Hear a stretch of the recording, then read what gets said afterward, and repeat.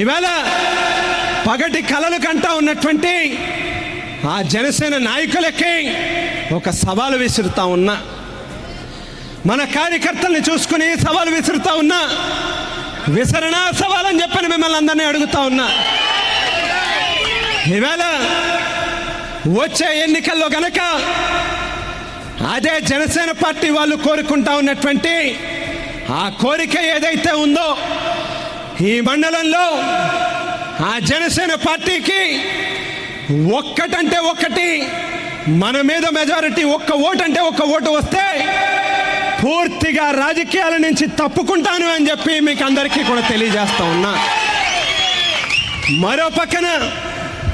నేను చెప్తా ఉన్నా, ఇదే రాజానగరం మండలం నుంచి వైఎస్ఆర్ కాంగ్రెస్ పార్టీకి జక్కంపూడి కుటుంబానికి 10,000 ఓట్లు